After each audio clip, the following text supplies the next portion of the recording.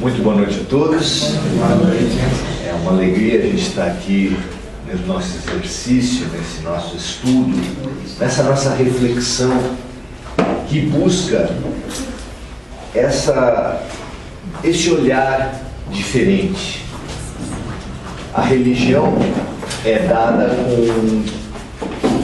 vista pelas pessoas com diferentes serventias.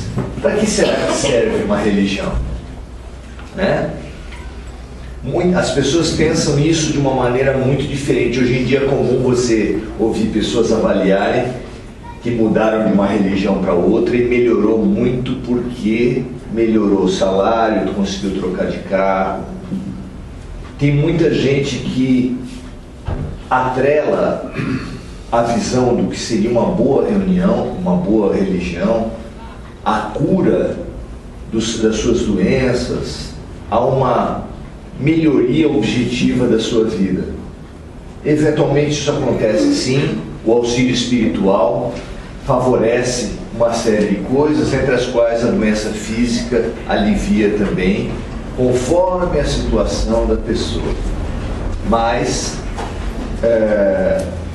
nós temos uma situação especial. Para que serve a religião? A gente vai ter essa serventia por um outro ponto de vista, por adquirir uma outra maneira de olhar a vida. Esse é o grande ganho de uma cultura, de uma nova visão religiosa. Porque a religião assim pode mudar a nossa vida sem mudar nenhum fato da vida. A vida continua exatamente igual, mas muda tudo estando os fatos exatamente iguais. Por quê? Porque a gente passa a enxergar a vida de um outro ponto de vista. E é tal da história de que se você quer ajudar uma pessoa, você pode ajudar com um peixe ou com uma vara de pescar. O peixe é a situação objetiva, é a dor, é a dificuldade que a gente está atravessando agora. Então, se você for até uma religião e tiver a possibilidade de ter uma amenização das suas dores, uma melhoria dos sintomas da sua doença, uma diminuição dos conflitos em casa, ou mesmo das perturbações espirituais, tanto melhor.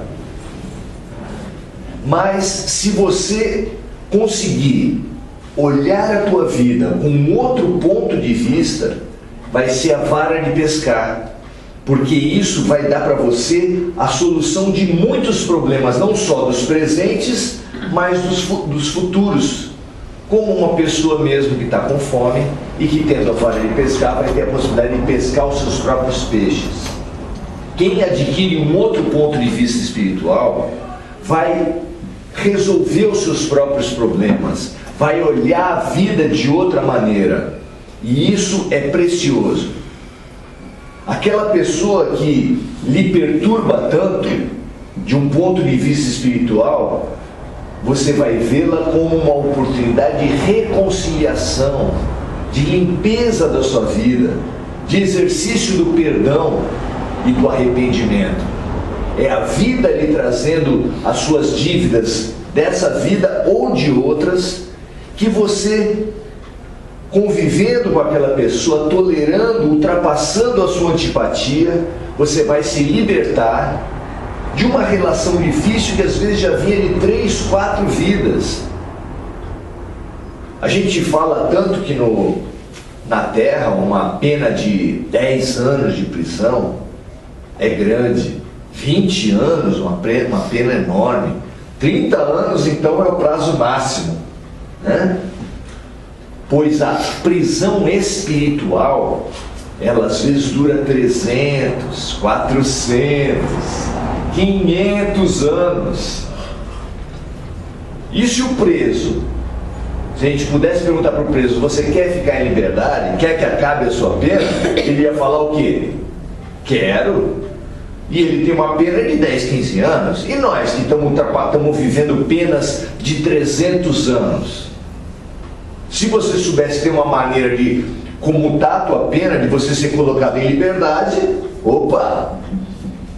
Pois o seu inimigo, a sua antipatia, de pessoas da sua família, de pessoas das suas relações encarnados, mas também antipatias de seres desencarnados.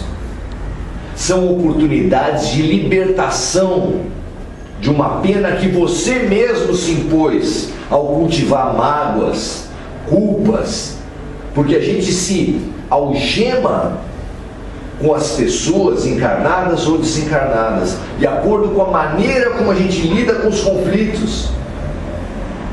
Mesmo a realidade espiritual, muita gente ainda tem essa cultura de que a gente deve expulsar os demônios, porque é essa expressão que tem no Evangelho, que Jesus expulsava os demônios.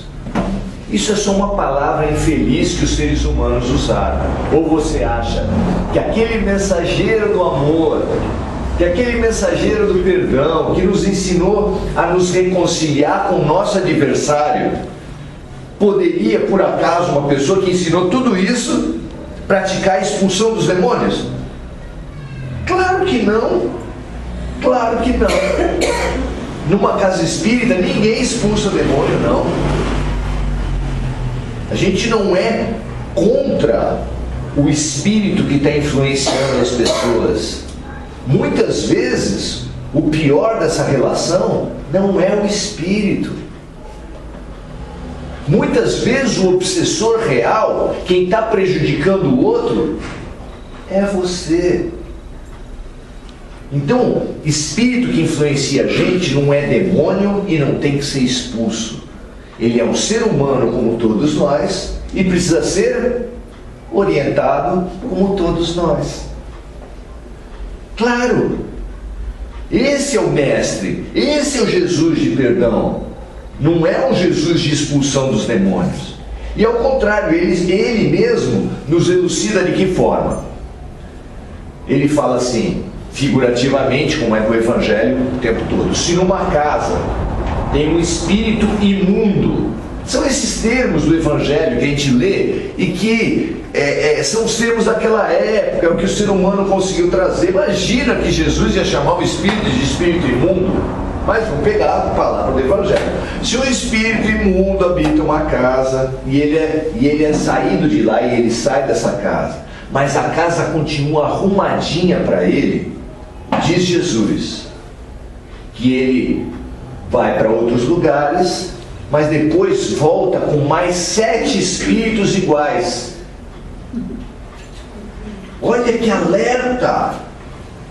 Então você vem para uma casa espírita, vai para uma casa evangélica, vai para uma casa católica, vai para uma casa de umbanda. Todos os lugares bem intencionados vão fazer um trabalho que vai te ajudar, vai te limpar das energias negativas. Chico Xavier era coroinha e já tinha a visão espiritual aberta, e ele falava o que ele via na missa. Na missa, com 4, 5, 6 anos de idade, ele já via as pessoas serem assistidas na missa por espíritos de luz. O espiritismo nunca entrou nessa briga das religiões, nessa concorrência, porque a qualidade do serviço espiritual não está no rótulo que você vê lá fora, se é casa espírita, se é evangélica ou se é católica. A qualidade do serviço espiritual depende muito das pessoas que estão ali, porque há padres. Imagina, teve um padre chamado São Francisco de Assis. Imagina você entrar na igreja desse homem. Ah não, é católico. Deus do céu! Não tem nada a ver, é a estatura espiritual dessas pessoas. Gandhi era hindu, e por causa disso ele era um espírito menor, um homem que fez essa obra de paz, o príncipe da paz depois de Jesus, é Mahatma Gandhi, que teve a lucidez de falar: amo o Cristo. Você já imaginou que é o líder hindu falar que ama o Cristo? Só que ele não parou por aí. Amo o Cristo, temo os cristãos. Tem razão para isso? Infelizmente, muitas. Então, Nós vimos aqui, e você pode ter certeza que você está sob influência espiritual. Todos nós estamos passando por influências espirituais, especialmente nesse momento da Terra, tão conturbado, tão extremo. Não precisa ser nenhum vidente para saber que a Terra tem sido amplamente influenciada pelas trevas. O que você acha que é o Estado Islâmico? O que você acha que é a corrupção no Brasil? É uma obra da luz? É Jesus que está orientando isso? Claro que não. Presidentes de países se ameaçando jogar bombas atômicas entre si. Você acha que isso é obra da luz? Obra da luz é o trabalho fantástico que é feito para segurar, para evitar que essas coisas aconteçam, para conseguir punir responsáveis por crimes, para poder minimizar ou evitar ataques terroristas.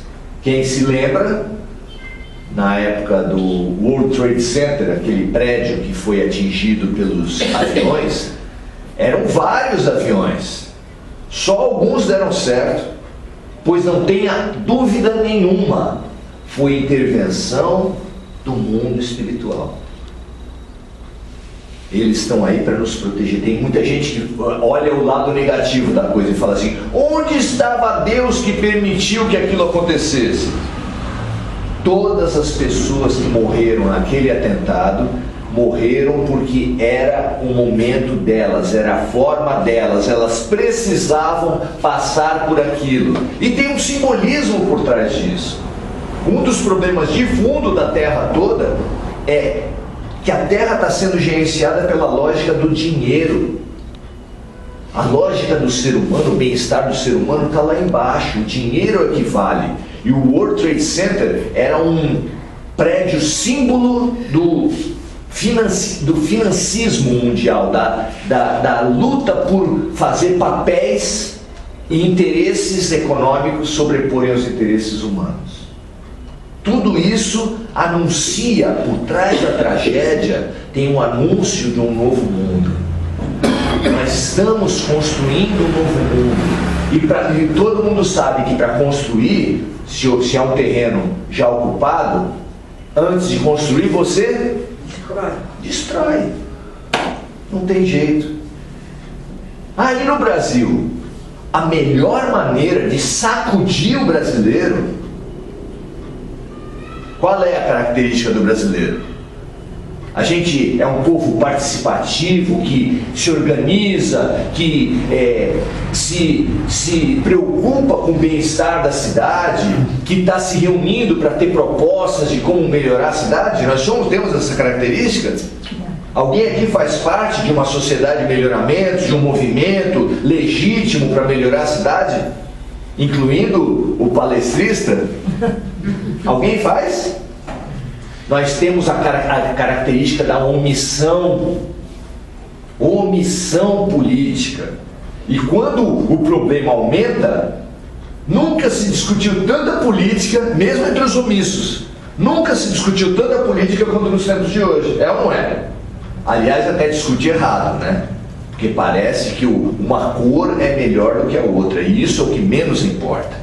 O que mais importa é o bem-estar da coletividade. São propostas para melhorar a saúde, para melhorar a educação, e essa discussão ainda não se vê, mas está se discutindo pelo menos a corrupção, pelo menos isso.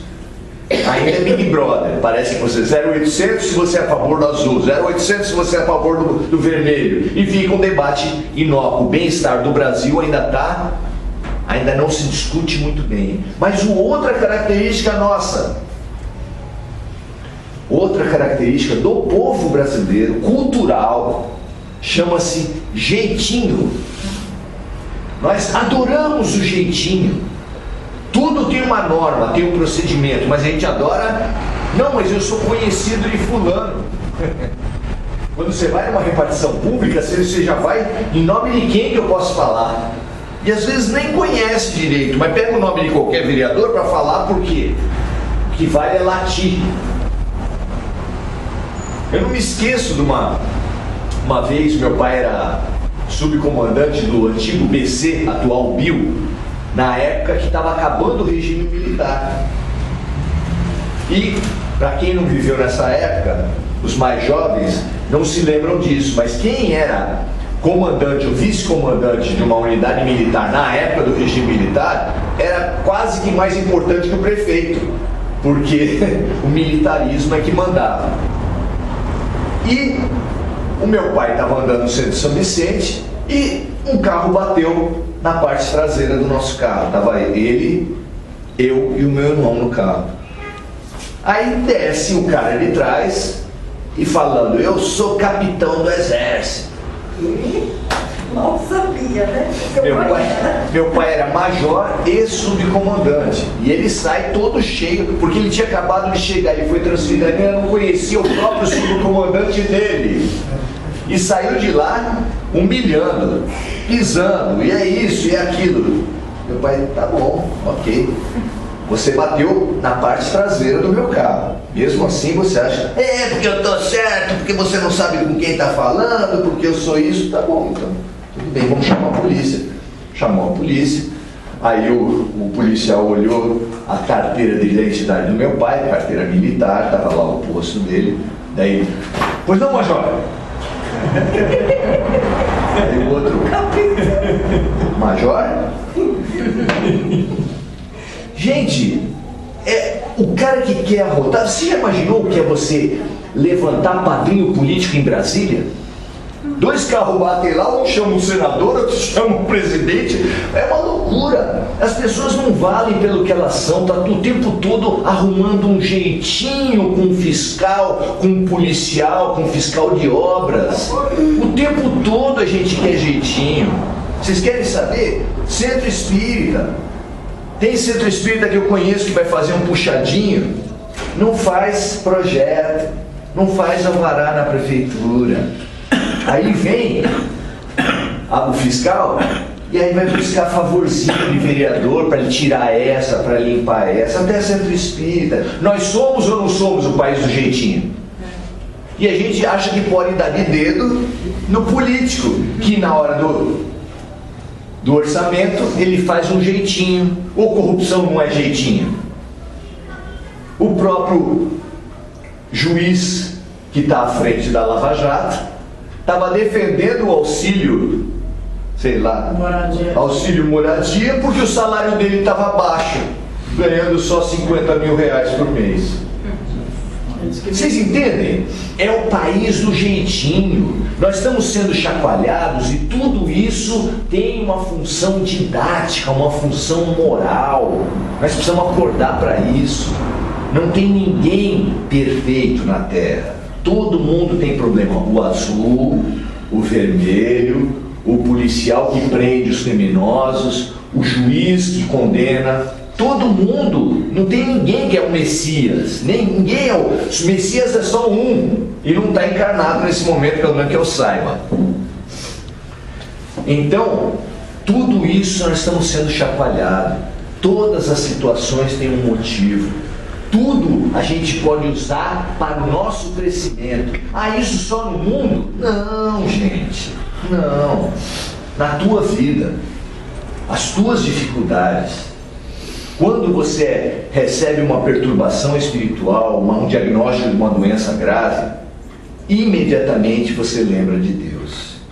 Só por isso já valeu a dor. Só por isso, só por lembrar de Deus.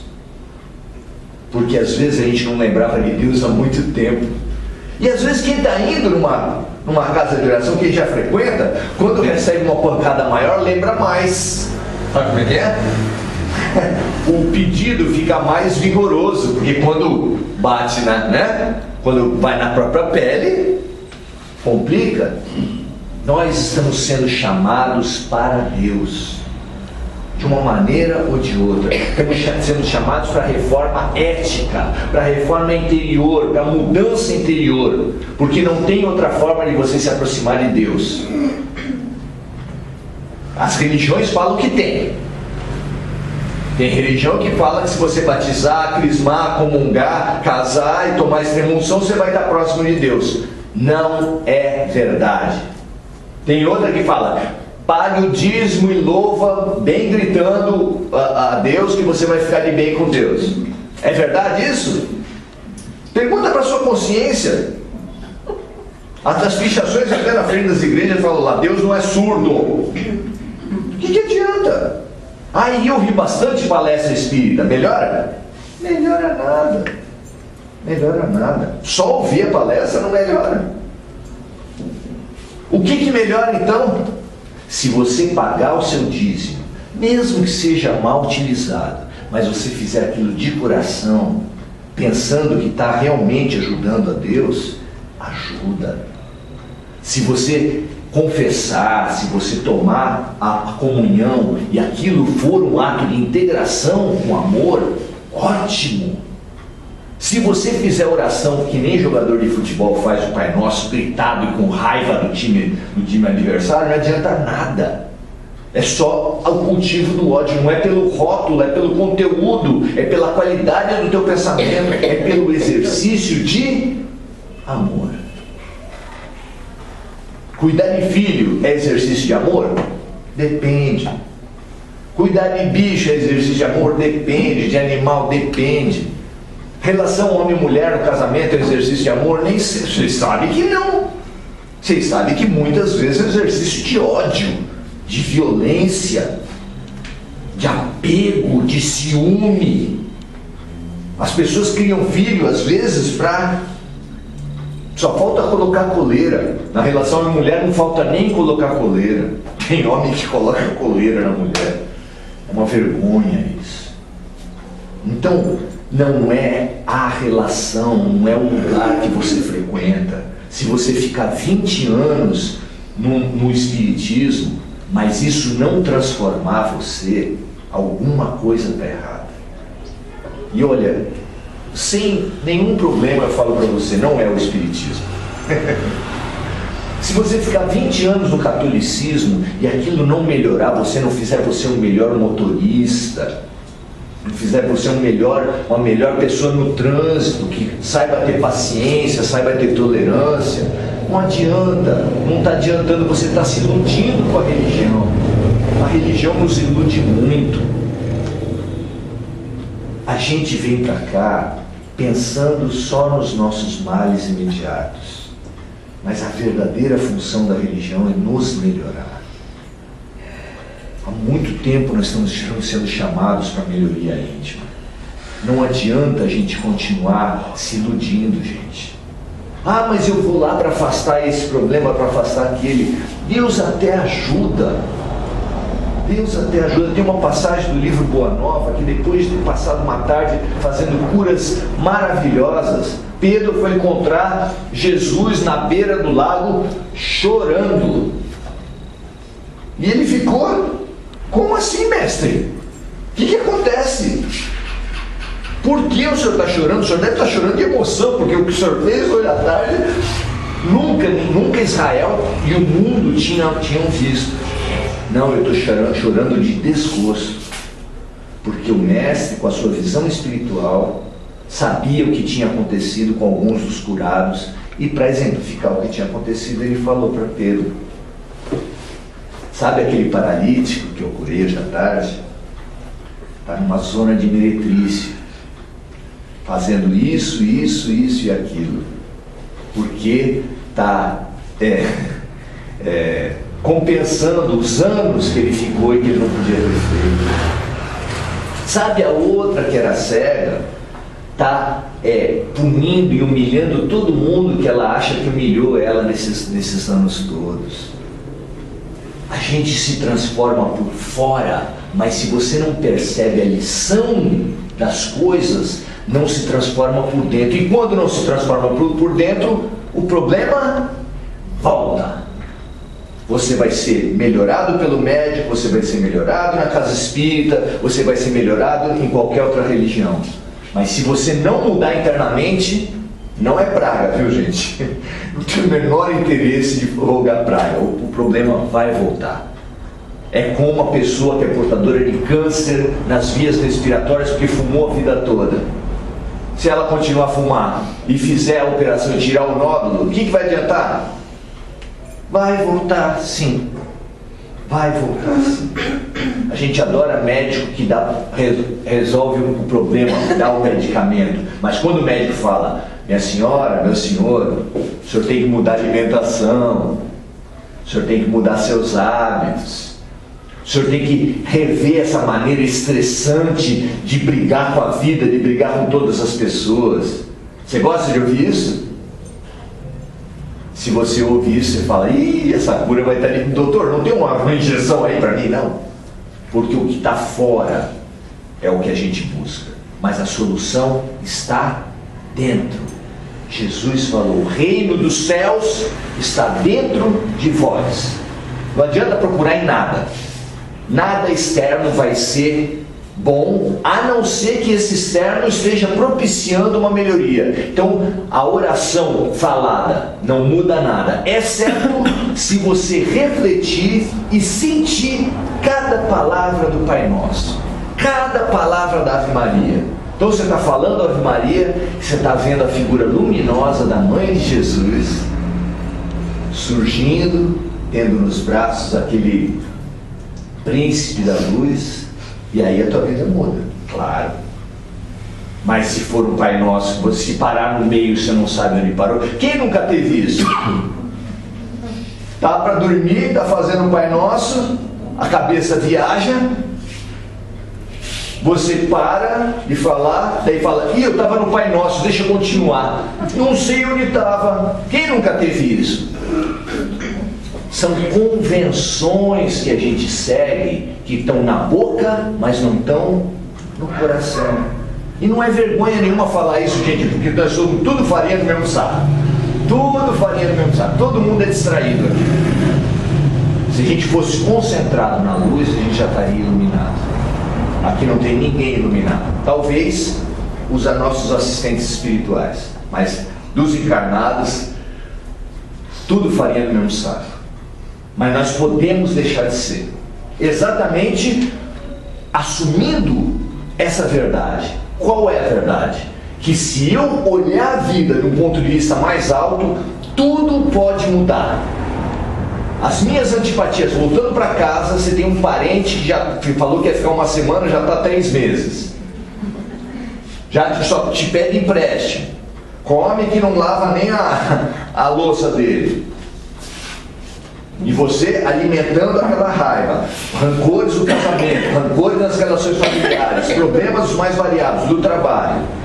Se você percebe que aquilo é um treinamento de tolerância, de paciência, que as pessoas que estão à tua volta que mais te irritam porque mexem no teu ponto fraco. E quem mexe e aponta o ponto fraco está te fazendo um favor. É difícil de entender isso? Eu vou repetir.